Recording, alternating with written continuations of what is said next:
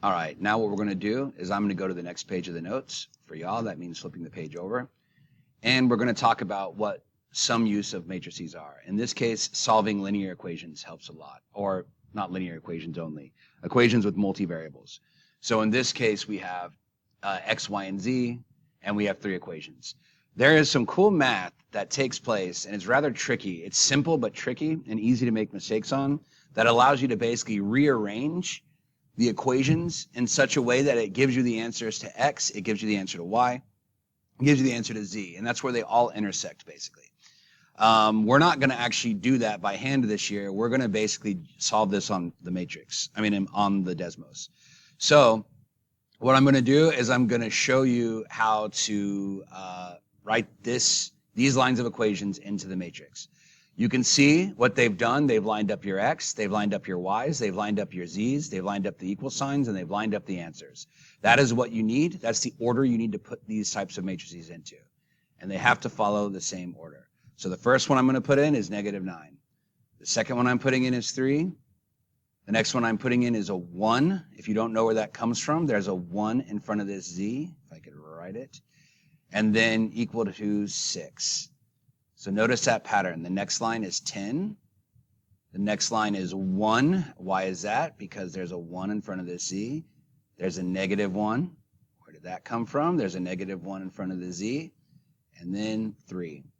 And I have 5, 9, -2, and then 5. And that is essentially our matrix.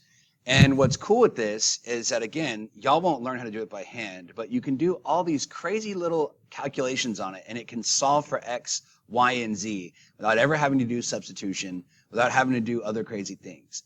But we'll show you the calculated version of this. So what I'm going to do now is, before I go forward, I want y'all to push pause, and can you remember from last video, how do you write this? Is this a 2x3, a whatever else, a 4x4, a 5x5? What matrix is this? Put it in these boxes right here. So go ahead and push pause. All right, hopefully you push pause. I'm going to go ahead and answer for you. Remember, we do row by column. There are 3 rows, and there are 4 columns. So this ends up being a 3x4 matrix. Okay. These are now instructions on how to basically take this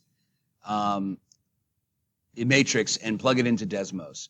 Because I know students, I know some of y'all will look at these directions and never bother to read them. So what I'm going to do is I'm going to let you read this on your own. I'm not going to read this, but I'm going to show you on the video what I do to get to the matrix calculator.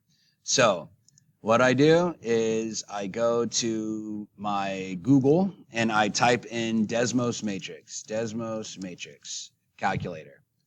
So I'm at Google, I typed in Desmos matrix calculator. There it is right there. Badoom. And now we are using this calculator. So check it out. I'm going to go ahead and click New Matrix. You'll notice that it goes in as a 2x2. I'm going to go back to my notes and I want to put this one in there. This is a 3x4. Assuming we identified this correctly, it should work out. And it looks like it does. So what I'm going to type in, I'm going to type in -9. I'm going to type in 3. I'm going to type in 1. And if you don't know where I'm getting these from, I'm getting them from the notes right here, from that first little example. Then I'm going to type in, 10, 1, -1, 3, 5, 9, -2, and 5. Okay, awesome. We're done with that. Click Enter. That little Enter button down there will clear everything up so you can actually see what we're looking for. This right here, this RREF button, RREF stands for Reduced Row Echelon Form. And this is the stuff we're not going to teach you how to do by hand anymore. It's neat. Any future mathematicians, I recommend learning this. It's cool. I might leave an extra video that shows you how to do it. I don't know. But reduced row echelon form. That's what RREF stands for. So RREF. So what I'm going to do is I'm going to click RREF. The name of my matrix is A. So I'm going to put the A in there and then check out what it does. Look how it arranges it. It arranges it and it looks just like this. And so what is really cool about this, and let me see if let me push pause for a second, hold up. What's really cool about this is that I can show you what this new matrix basically looks like. So I'm going to take you back to the notes, and I'm going to copy and paste something up here. Hopefully it copies, paste. Yes, it does. So this is just from the notes you're already looking at. If you're wondering what I'm doing, I just want to show you something. So when this is all said and done, I'm going to show you what this answer ends up being. So when you're all said and done, what the RREF does is it takes the equations and it simplifies it down to 1x plus 0y plus 0z equals 1. I'm taking that from this one right here. Then it is 0x plus 1y plus 0z equals 2.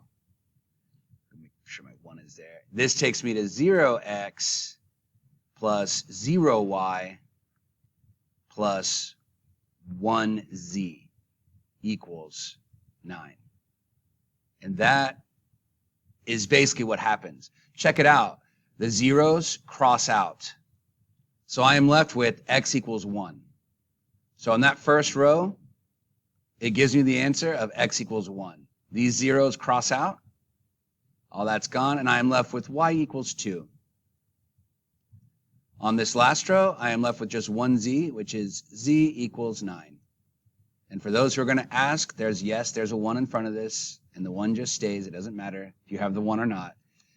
And you have x equals 1, y equals 2, and z equals 9. So do you see how powerful this is? This line says x equals 1. For this entire system, it'll intersect where x equals 1. For this entire system, you will have y equals to 2. And how do I know that? Because that's what you're learning today. That's just cool stuff. And then this one says z equal to 9. That's how we read that. So at that place, x equal to 1, y equal to 2, z equal to 9, that's the solution to all of these equations.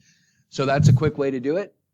I'm going to go ahead and push stop on this one and go to a different video.